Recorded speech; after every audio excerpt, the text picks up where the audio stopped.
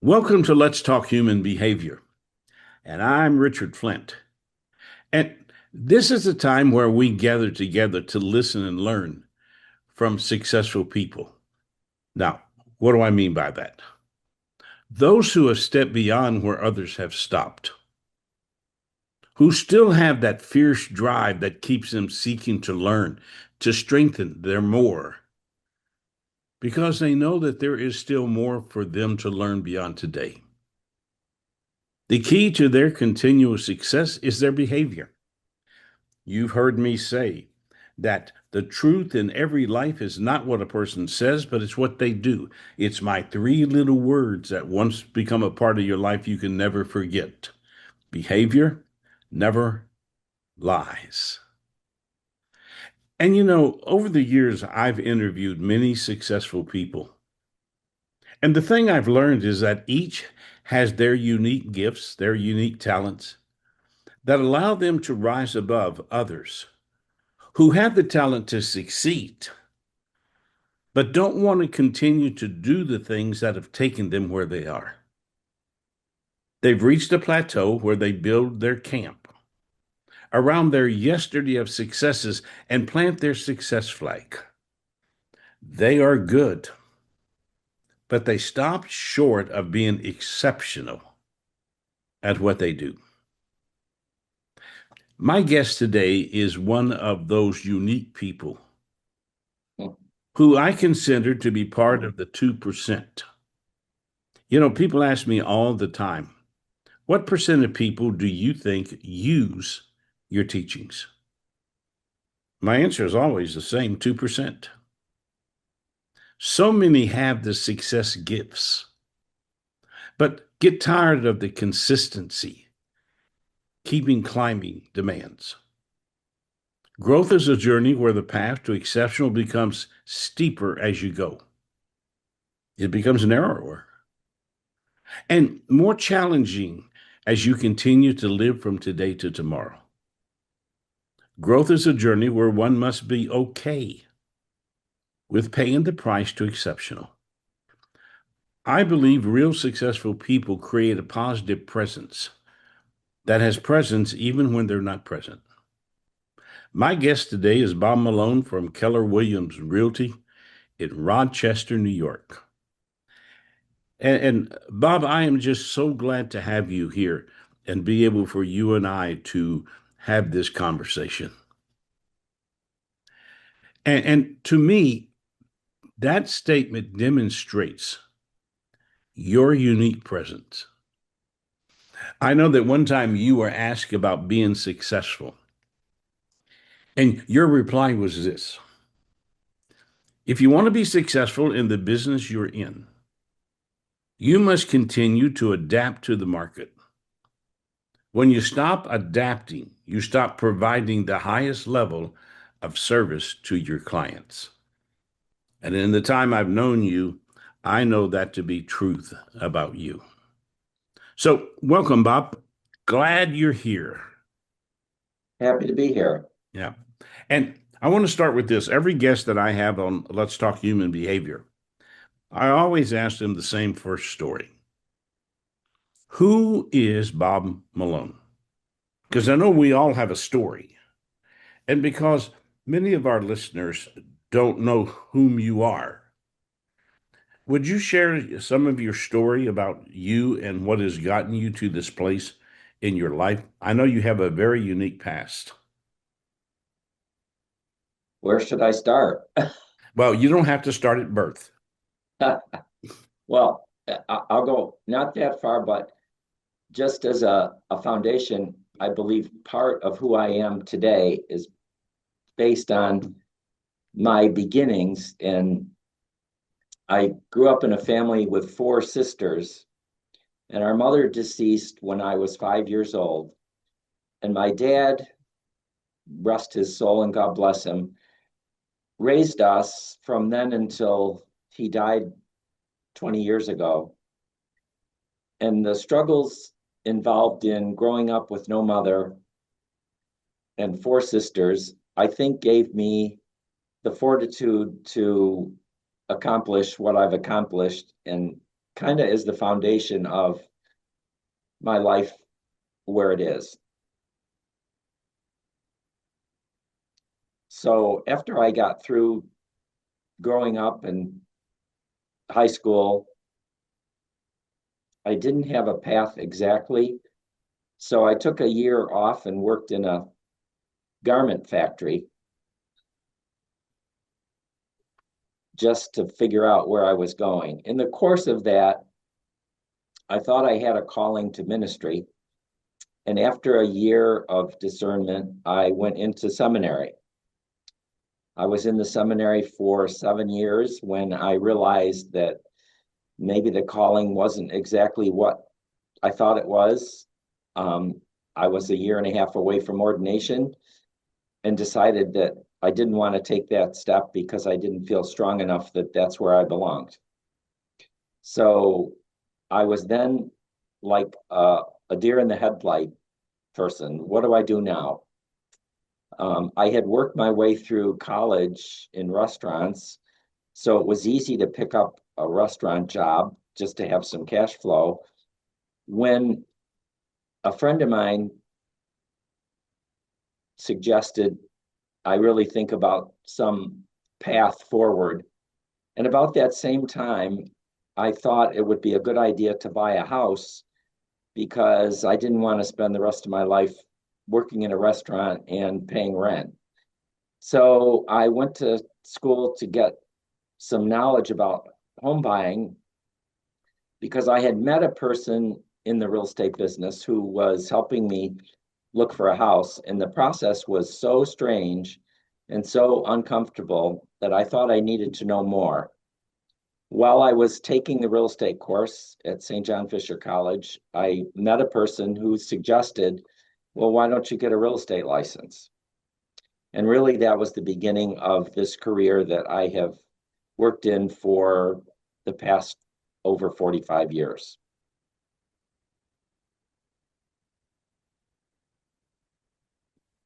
So, do you feel that what you're doing now is fulfilling to you? Very much so. You know that you and I share a common thing is that when I graduated from college, I didn't know what I was going to do, but I had this inkling that God had something special for me. And so I went to seminary uh, with the idea of pastoring a church. And when I was just about to graduate from seminary, I figured out that was not what my calling was. But yet, the thing about what you do and what I do is working with people and providing them with guidance and helping them find solutions is a ministry within itself. It is indeed helping, in some cases, young, and in some cases, almost unprepared, unprivileged people be able to have a roof over their head. It is very rewarding. I have helped a number of clients over the years who were what some realtors would say impossible cases, and yet I was able to figure out a way to get them in a house, and that's just a really, really awesome feeling. Yeah. And have you always been a curious person? Oh yes, very And much so. and what has your curiosity brought to you? Holy cow! Where do I start? Um, I think it has always brought me to a new opportunity. Um, in some cases, it's brought me to examine what I was doing, why I was doing it, and to maybe make some changes. I often have people, clients, customers, friends, ask me why I ask so many questions. And I guess I'm always looking for the why. And I know that over the years, because uh, I've laughed with some of the experiences you've had. But you've been doing this 45 years? Over that, Over just that. a, just a little past that. Hmm. And I believe, and one of the reasons I wanted you on the show with me is I believe that you are one of those people who, because of who you are and what you're committed to, that I believe that you really are one who creates a presence that is present when you're not present. And I think some of the experiences you've had that you've shared with me, I think demonstrate that. Um, what was the one about the being left in a will? Oh, gracious. Yeah, I had a phone call earlier this year from a family whose parents had passed away. Um, I didn't know them, and I didn't know their parents, but their parents were part of the same church community that I'm part of. And the parents had literally left in their will that they wanted me to sell their house when the family decided it was time to sell the house. It was pretty amazing. Hmm. That to me is presence. And correct me if I'm wrong, but you told me another story recently about a couple that you had sold a house to like 40 something years ago that came to one of your outings because you do basically two customer appreciation things a year, um, who you hadn't seen in how many years? Probably 40. Yeah, of course, in the early days of my business and my career, although I had a real um, earnest devotion to providing really good service, I really didn't have any sense of keeping track of people and or following up with people. Um, as we moved on and as I got more experienced, I realized it's important to keep those people in your awareness and to keep yourself in their awareness. Um, but those folks, again, in the early days, I really wasn't focused on that like I should be and like I am now. So that I had lost track of them, but somehow they got invited to my event. I'm not exactly sure how that happened, unless maybe one of the people that are in kind of the same sphere maybe invited them or told them about it. But it was really wonderful to see them and to have a little time to experience a new connection with them. When I sold them a house, it was a couple that had 7 children living in a 3 bedroom apartment. Um, and they didn't really have 2 nickels to rub together. But I was able to find a program that was for first time home buyers with very little money down. And we were able to find a house they could fit into. And we put it all together. And they grew up those 7 children and they all became good citizens. And it was a really happy story. Yeah, and they remembered you. Yeah. Yeah. Isn't that amazing? 40 or 45 years later. Yeah. They were one of my very first sales when I got newly licensed. What percentage of your business do you think is repeat and referral business? Oh, right now about 60%. And is this in new salespeople that you meet? Do you find sometimes that this is one of the important things that they don't pay attention to? And that is never allow a customer to forget you. Absolutely. Yeah. And it's a whole lot easier now with the technology that we have and the systems that we have to be able to do that. One of the things when I asked Bob to come on with me and us do a podcast together is I said, here's what I want to do. I want you to share with me what you think are the 10 keys that have made you the successful person you are today. Because I think when you really understand Bob and you understand his career, that he stands out. And yes, I do believe that only about 2% of people use anything that I teach. And people ask me why. Well, for you to travel a pathway of growth and success, you got to practice those three A's. You got to be willing to adapt. You got to be willing to adjust. And you've got to be willing to realign yourself. And Bob, in your years, have you found those three A's to be important to being able to remain vital? Absolutely. Um, there's, once I suppose it's true for a lot of careers, once a person gets established, um, and they grow their business and develop, it's easy to, I guess, feel like, okay, I've arrived. I've tried never to feel that way because I know there's always going to be changes.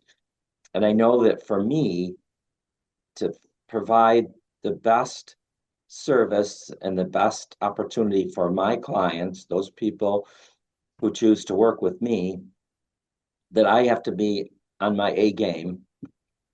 And I think that includes constantly improving because everything around us is changing all the time and faster now than ever. And I try really hard to make sure that if I am going to continue to work and continue to provide service to buyers and sellers, I have to have the best tools, the best systems, and the most current knowledge about the field. And over your 45 plus years, has the real estate world gone through any changes? Oh, that's an understatement. It feels like a lot of changes. There's a lot of changes going on right now. When I started selling houses, I could sell a house with a one-page contract, and that one page wasn't very full. As of today, a contract to buy a house is 19 pages. So that represents a lot of change, a lot of different additions to the system, and a lot of new things that have come about that we have to encounter and incorporate. Before we get into the 10 keys, I want to ask you one more question. What is it that drives you to continue to be willing to adapt to the newness, allow yourself to adjust, which means you got to you've got to redirect your direction in some ways, and then be willing to update your game where where you have to align the newness to what you're doing. What gets you out of bed in the morning? I mean, what keeps you going for 45 years? I imagine you get asked a lot, when are you going to stop selling real estate? I do, Richard. And the answer I always give is the day I wake up and don't want to do this anymore. But I believe I have something to offer. I believe that if a person's going to buy or sell a house, if they're not working with me, they're not working with the best. And so, in order to be that person, I've always been driven to constantly learn new technologies, learn new things, and make sure I stay on top of my game. And the day I can't do that anymore is the day I'll retire. Yeah. I can't picture you retired. It's impossible for me to see that picture. And I know a question that, people are struggling with today. Um, what part is AI going to play in what you're doing? Are you finding that it's becoming a important tool? It is. In fact, like probably a lot of things, when I first heard about it, or when we first, as a society, heard about it, it was a little question mark. What is this, and how's it going to work? I think it's going to provide a lot of additions to us in terms of being able to add more services and be able to provide our clients and customers with more access to information. We're in the process of my team and I are in the process of including some really fascinating AI features into our business, and we'll soon have a bot on our website that will help anytime people want information and can't reach us for one reason or another, like might be in the middle of the night or on a holiday or whatever, that they will have access 24 hours a day, 7 days a week to get answers to questions and to get information. I'm really excited about that. Are you fearful that AI is going to replace you? No. Why? That's the fear with a lot of people today is that AI is going to erase them. Well, I guess it's probably due to my awareness of the business, because we've been through a lot of periods.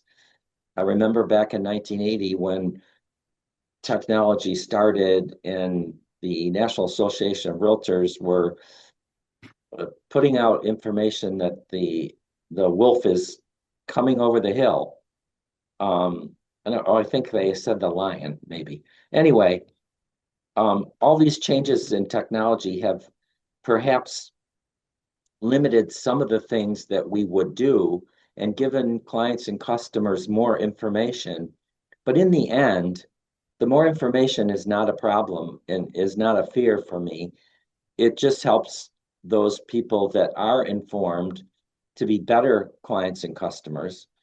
And those that aren't, we have the ability to provide them with the knowledge and the information and the systems to become better clients, better buyers, better sellers. And that's really the goal in this whole process. So, in your thought process, AI is just a tool. Exactly. Yeah. And I believe the people that fear it the most are the ones who don't want to learn it. Amen to that. Yeah. And if you learn, because I know that you and Joe and Katie, y'all are figuring out ways, just like what you were talking about, of how to use this tool to improve the quality of your presence with both past and future clients. Absolutely. Yeah. Okay. We're going to go through Bob's 10 keys to success. And the first one that he listed was this: start with service, not sales. I find that an interesting statement. What do you mean by that? Well, I think for me, it means not to look at a person as a transaction or as a commission earned, but look at them as how can I provide service? How can I get them to their goal? And over the years, I have provided, if you will, free service to a number of people because I believe it's an opportunity. And if I can help somebody in their pursuit and they don't end up buying or selling a house, they have still become a person in my sphere, a person in my life. And 9 times out of 10, over time, they either refer a client to me or they become a client because they find they do need to buy or sell something. So that's presence that creates presence. That's one way to put it, I guess. Yeah. And one of the other things I've found with new salespeople in so many different fields is that they're driven by the money, the commission, Mm-hmm. more than they are the client. And if money becomes the driving force and people don't buy, then what they do is they just sort of throw them aside. But that's not how you do your business. Correct. So, and I know y'all have just completed going through your database. and making sure that you're up to date with the people that are part of your sphere of influence. And I think so many young salespeople, they don't understand the value that goes even when someone tells you no. So your key word in creating relationships is service first. 100%. The I, second, go ahead. I started out my very first day in the business believing and performing as though I'm not doing this for the money. I'm doing it for the service to the people that want to have a home. And so far, I haven't starved. And do you know how rare that attitude really is in today's marketplace? I don't know that I do, but I guess I take the position that I don't really care either. I'm doing what I do because it works for me. So this is why it's one of Bob's success tools. The second one you listed, get educated, then stay educated. Yes. Explain that one. Well, we've talked a little bit about that already, but basically, I think you can't provide good service if you're not using current tools and current technology and current knowledge about the field you're in. There's so many aspects of buying or selling that change. Um, if you're not on top of it, if you're not aware of what's happening or not educated in those new things, be it technology or be it financing or any of those things, you're not going to do your client the best. And then how important is that with when you have a staff? How important is it that you include them in education, that you make sure that there are opportunities for them to grow? Because in so many ways, they're the face of you in certain parts of the business.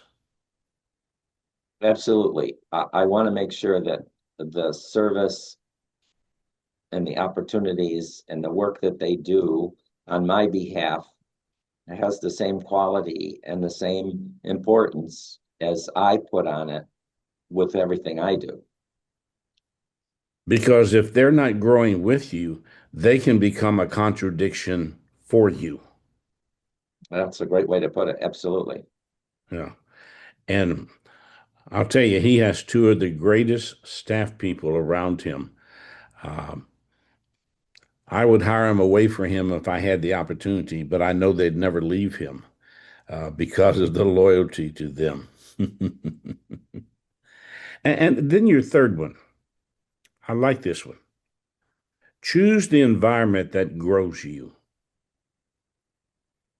Talk to us about that. Well, again, I guess, I have worked in lots of different environments, including having my own company for several years. And I always wanted to make sure that where I was and what was surrounding me was the same level of commitment and service and quality that I wanted personally to offer.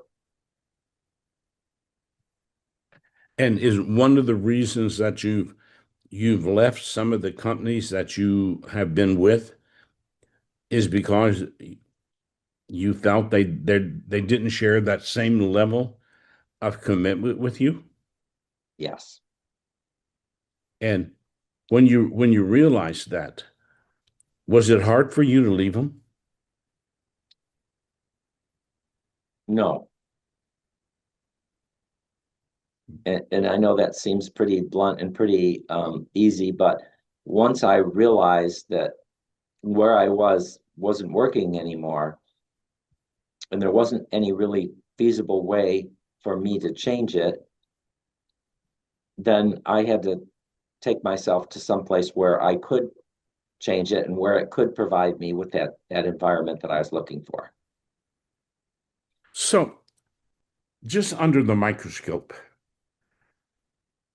what have you looked for or continue to look for in an environment that you want to join your name and your reputation with? What do you look for?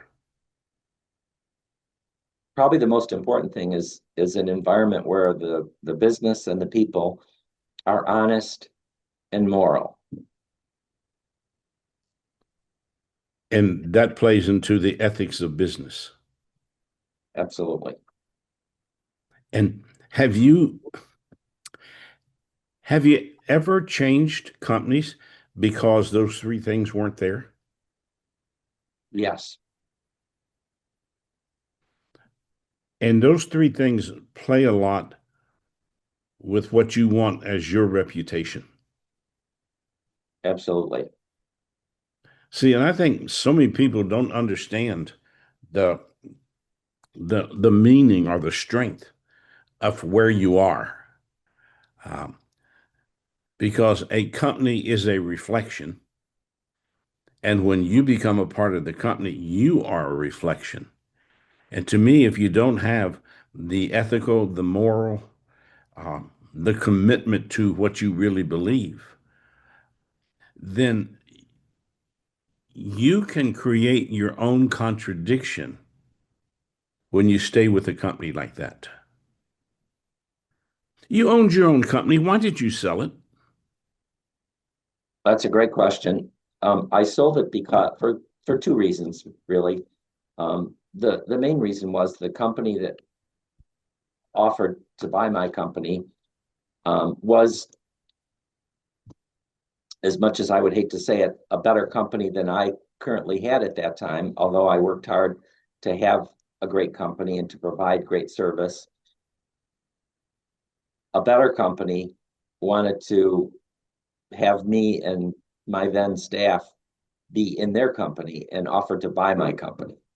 So it was an opportunity to be able to get my then agents and any clients and customers and future clients and customers to have better tools, better systems, better everything, pretty much. And that ultimately was what drove me to make that decision. And it was the right decision. It was. It was a great decision and proved to be a great opportunity. Because it was yours. Did you have a tough time mentally or emotionally making the decision to move to another company, to close your doors and move to another company? It That was a few years ago, clearly, and I guess the best answer I could come up with is no, it wasn't.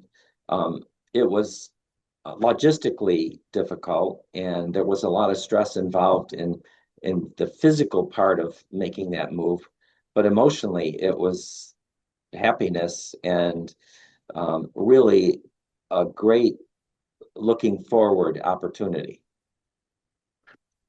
What was the one thing that said it was time for you to make this move? Mostly that I didn't think I was going to be able to continue to provide the environment, especially around technology, to the people that were working with me at that time.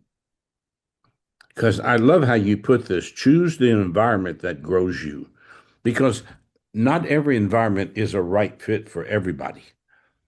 And sometimes I watch young people, I watch seasoned people make a move into an environment because of just this illusion that they have. And they don't do their research and they really don't understand why they're making the move. But if that environment is a continuation and maybe you make the move because they're going to pay you more money, then you're going to be the same person when you get over there. I think any environment that doesn't provide you with the opportunities and the pathways to growth are the wrong environment for you. But I watch so many people make that decision based on the dollars and not on the quality of the environment. The fourth one is one that I think we've sort of lost today, and that is hard work wins. I don't find that attitude prevalent today. Maybe you do, but I don't. All right. Is there a question there? Yeah. Why is this one of your tools?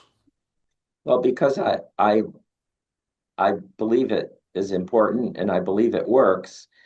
Um, and I know anything worthwhile is going to take dedication and discipline and work. And that's just me. Have you ever gone through a time whether you questioned whether what you were doing was worth it or not? Hmm. No, I don't think so, Richard, because those happy smiling faces that look back at you when they're walking in the door of their home, something they never thought they'd have or something that they strived so long and so hard to get. It's just a wonderful, wonderful feeling and a wonderful experience. You know, it was interesting because I was having lunch today at one of the places where I go a lot, and I was sitting at the counter, and this guy walked in and sat down next to me, and I was talking to a couple of the waitresses, and he finally looked at me and said, "Were you a member at Madison Green Golf Club?" I said, "Yeah." He said, "I played golf with you." I said, "Well, I don't remember it." But he said it was one of the most important days of my life because as soon as I left there, I went to the website and I bought your books. And he said they have become like a learning guide for me. And it's moments like that, or moments like, you know, clients coming back into your life 45 years later, or someone putting you in their will. Uh, for me, it's a recharging station for me because what you do and what I do, you know, I just agree with what you said. Hard work wins, and there's a price tag to everything and anything we want to do. And when you're no longer willing to work to grow, then you stop winning. And it's one of the things that I really respect about you as I've gotten to know you. I love the next one. Number five, prospect with courage and consistency. Why courage? Uh, well, it's that's mostly a self-imposed um, a conviction. It's actually an easy business, but it involves meeting strangers. It involves putting yourself out into people's lives, oftentimes people you don't know. So it requires you to really be strong about, I believe, that I know if that person chooses to work with me, they're going to have a really great experience and they're going to be able to get their goals accomplished. When when you were first starting, did you prospect by knocking on doors? Yes, I did. Was that frightening in the beginning? Very much so. Why did you do it? Well, I had no other way to find clients. I was living in a town that was far away from where I was born. The only people I really knew were the people I went to college with, and none of them could afford to buy a house.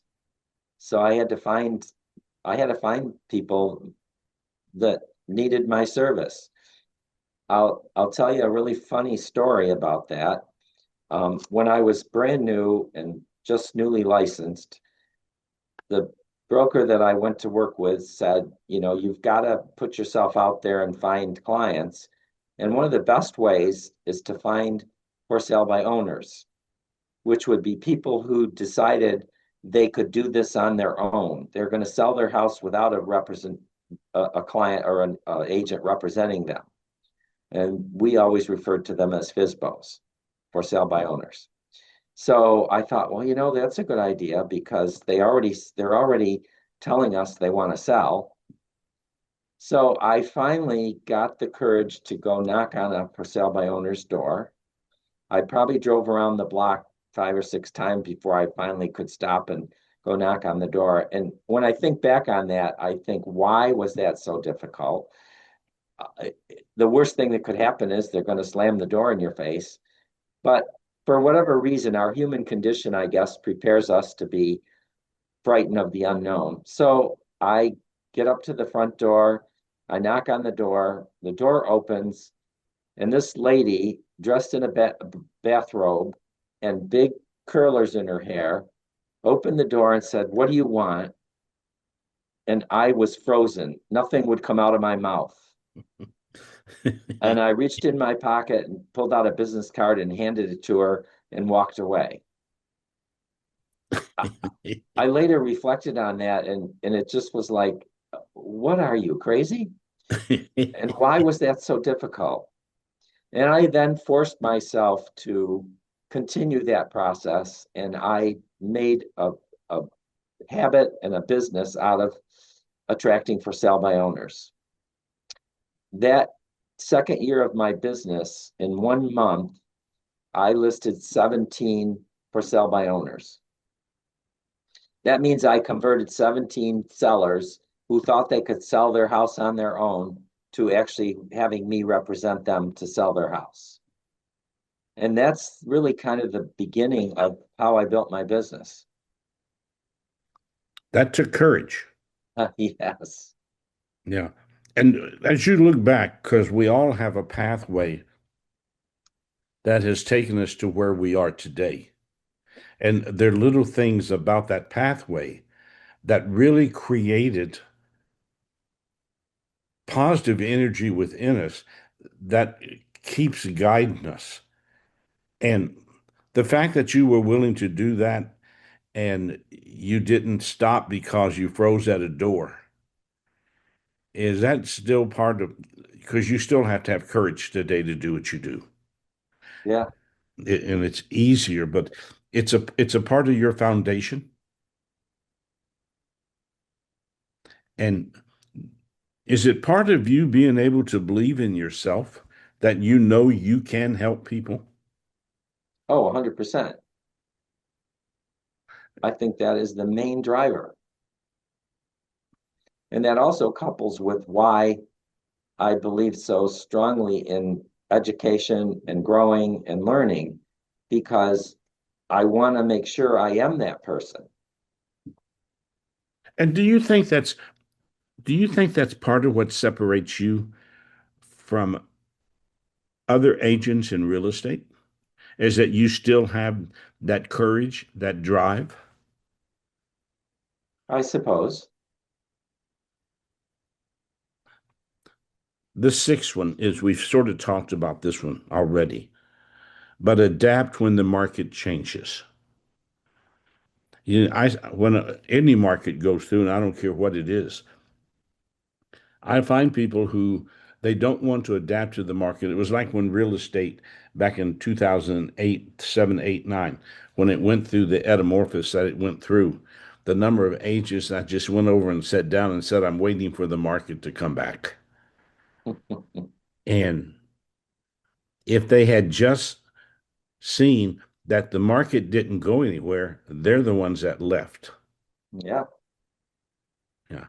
So if you were to talk to an agent, a young agent that was discouraged because they really weren't making it, but yet they have the talent, and I know you've done this with some young agents. Uh, what would you tell them?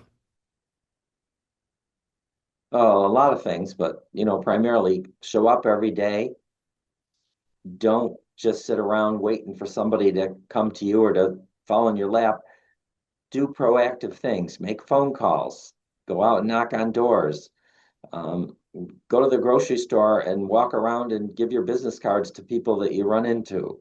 I mean, there's just so many things that you can do that are not scary and not expensive, that in the bottom line is to meet somebody who needs to buy or sell a house. And those people could be anywhere, any place, anytime.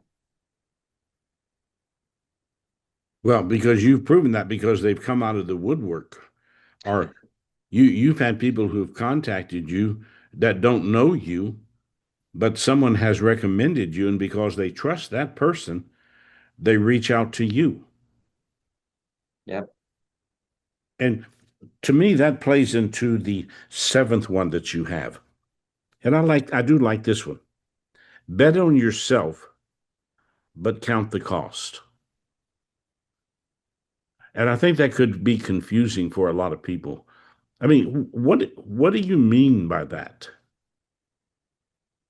I think a few things. Number one, betting on yourself is to have that attitude that you can do it and that you are that person that can provide that service to that client, but also to invest in things that will keep you on the edge and keep you sharp and keep you aware and bright in terms of all the technology and all the other changes that are constantly coming upon us. The weighing of the cost is, what is that going to cost financially? What is it going to cost time wise? My family are adults now, so it's not a big concern. But when my kids were young and home, I needed to be a father as much as I needed to be successful in the real estate business. So always was weighing what time commitment I was going to put into servicing a client or being at a meeting or doing whatever I needed to do versus how can I be a good father? Well, and anybody that knows me knows my four-room house, business, family, social, and personal. And that so many times the two rooms that are in conflict with each other the most are the business and the family. And if we're not careful, the business room can smother the family room. Yes. And how how did you discover how to create that harmony between the two rooms and not balance? And folks, you need to get away from trying to balance your life. There is no such thing as balancing your life, but you can find harmony. That's a good way to put it, Richard, and you're absolutely right. Um, there often isn't balance. It's just a matter of setting priorities and making the choices and schedules that will allow you to have that harmony. One of the examples I always use, one of the things that I could do when my kids were home and growing up was I could start my day by getting them up, getting their breakfast, and getting them off to school. Because oftentimes I would have appointments in the evening, so I might miss dinner or I might miss getting them to bed. But every single day, I started my day with them, with their life and their needs and getting them started. And that has been one of my most favorite memories. But on the other hand, it's also been a good way to create that harmony. Yeah, because I think people would think that, and especially a lot of young couples who have small children, that we'll have plenty of time tomorrow. And, you know, I've talked about this with a lot of people. It seems that time just flies. I mean, we're almost to the end of January. And I would swear to you, I got up yesterday and it was January 1. I'm with you on that. Yeah, but it's not that time moves faster because time is always the same tick every day, the same tick, the same talk. But what it is, it's about, and you use the word, and I like it. It's about being able to create your priorities and live them. Uh, I mean, your two daughters that you have. Uh, let's see if I remember correctly. One's in Philadelphia and one's in Colorado. Yeah, you got it. Yep. And you still have a close relationship with them. Yes. You think a lot of that is because of the relationship you established with them when they were young? Yeah, I hope so, for sure. But I've continued to be very involved in their lives, certainly in a different way, but they're a priority for sure. Yeah. because it goes back to my thought. The number one thing that a human life wants to know is that they matter. And it creates a lot of conflict. Um, I'm working with a couple right now that have four young children, all under the age of 5. Wow. And their challenge right now is that they can't find any time for each other. And and one of the parents is really the mother is really overwhelmed because she didn't understand what having four kids under the age of 5 all at the same time, uh, how much of a challenge that is. And Yeah.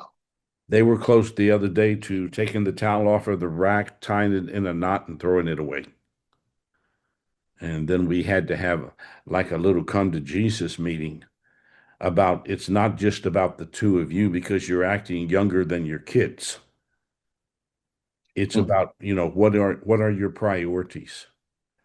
And what does this relationship mean beyond the two of you selfishness? Because you're parents, you're not just individuals, you're partners and parents. And those two have to be a priority. And I think a lot of people don't understand the value of the time we invest in those we say we care about.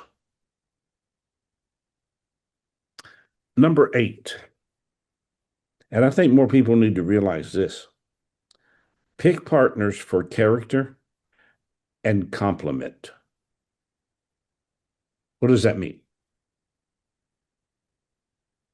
Well, I can relate it to kind of two things. In one of my businesses, when I had my own real estate company, I had a partner, and she was a salesperson that I met in the course of my business career in real estate.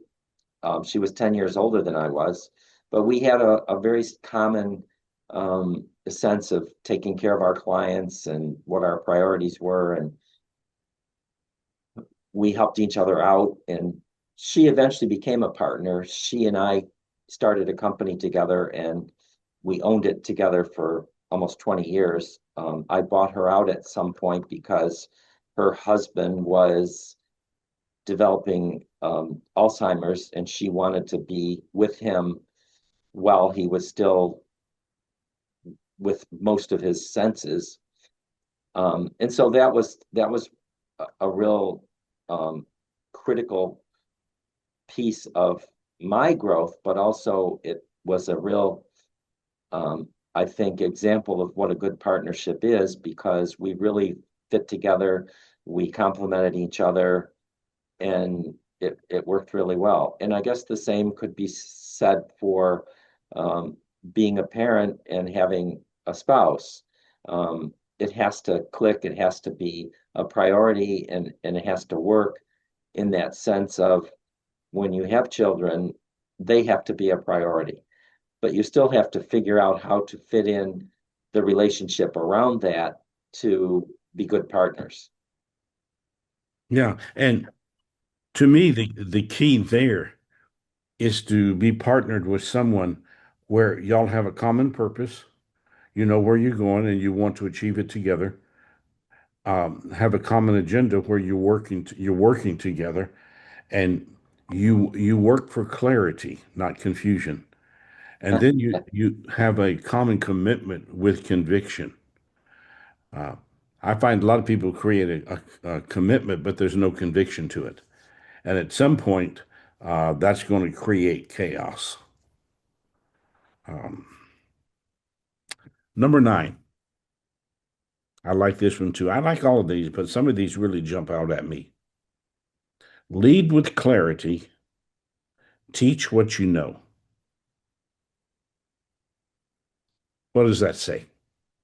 I think to me it's pretty clear. Be sure when you're leading that you are leading and that you know what you're leading to and for.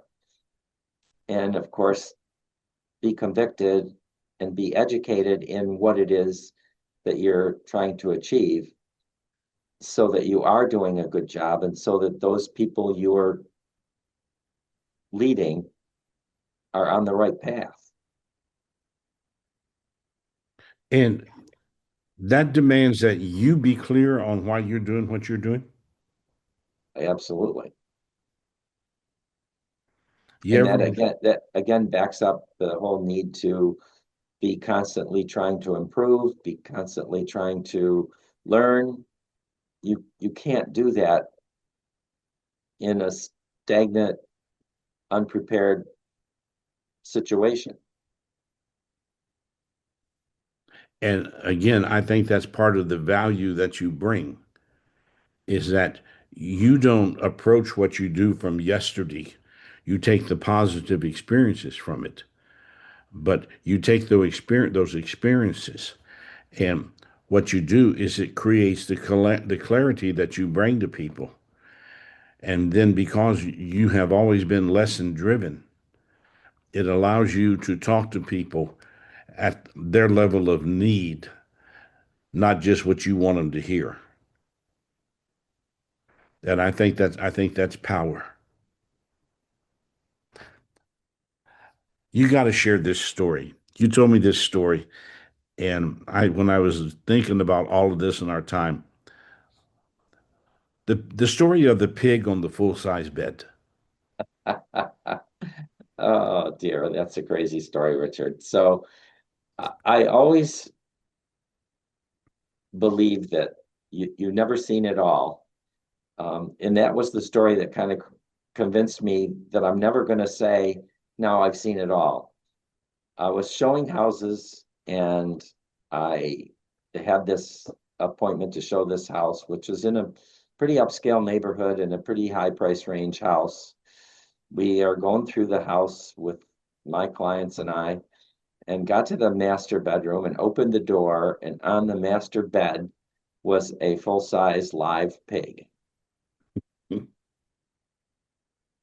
In the end, I found out through the agent who was representing the sellers that it was a divorce situation and the wife was really trying to get back at the husband, and she was the one that was able to somehow have that pig delivered there so that it was there for our appointment. It really had nothing to do with us. It was really about her and her husband, but it was pretty fascinating. And that had to be such a shock to open the door and see Yeah, a full-grown live pig laying on the bed. So I would wonder, what did you say to your clients? I don't remember exactly, but I probably said, let's move on. Oh, and then the last one, which I think sums up everything. Hold to integrity when it's inconvenient.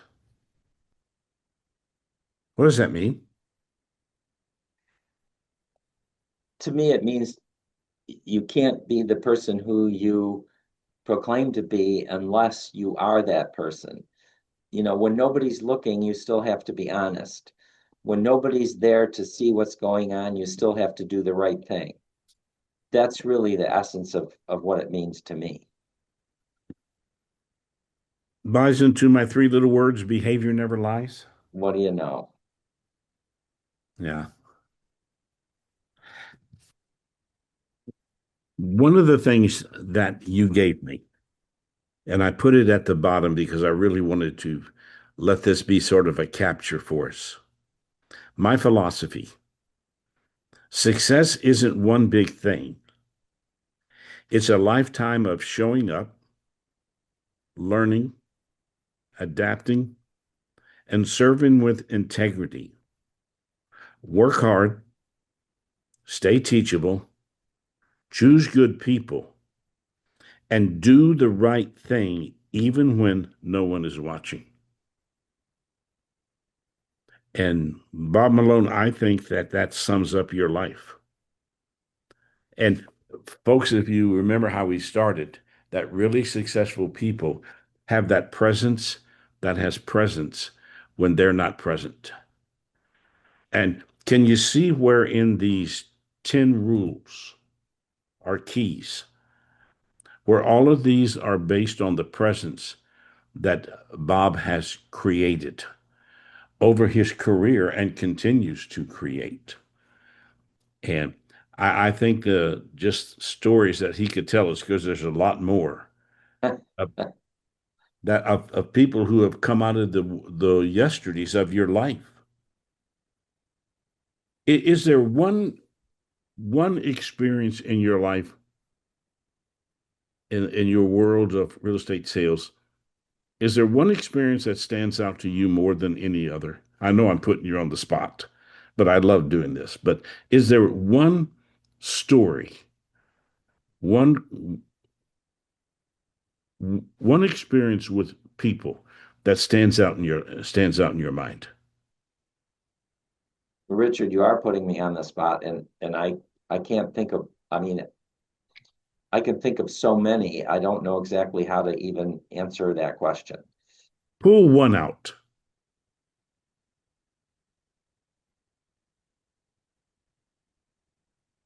Mostly, it's the times that somebody has gotten a home that didn't believe they were worthy to have one, or that they didn't believe they ever could have one.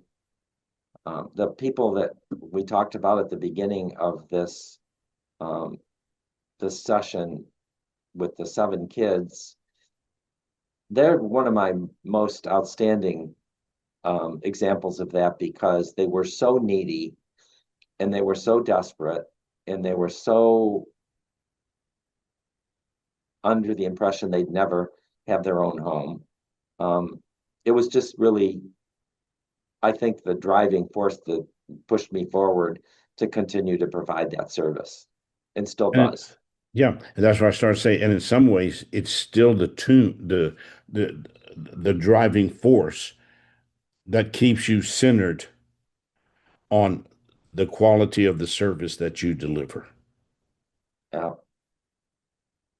Bob, if there was someone out there who, would like just maybe to ask you a question, is there a way they can contact you? Absolutely. They can reach out to me at my website, Bob Malone Homes at kw.com.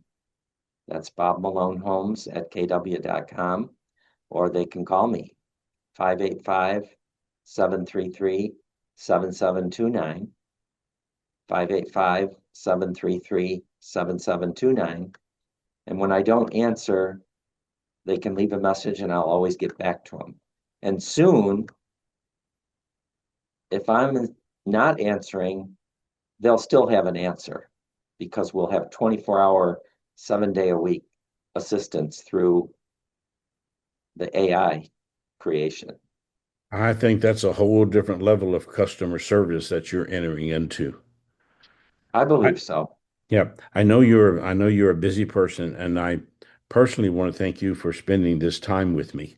And folks, we will put at the end the information that Bob has just given you of his website and his phone number. Uh, this is one of the most remarkable people you will ever meet when it comes to understanding the world of customer service, which I think today has diminished a lot. And that the understanding that the number one thing that a human life wants to know is that they matter. When we lose that personal touch, we drive people to other outlets where they're not going to get what you can get from a person like a Bob Malone. Bob, again, thank you. I really Thank you, appreciate you. Richard. All right. We'll see you again on our next episode of Let's Talk Human Behavior. Until then, be good, take care of yourself, and if you need me, you know how to reach me. See you again soon.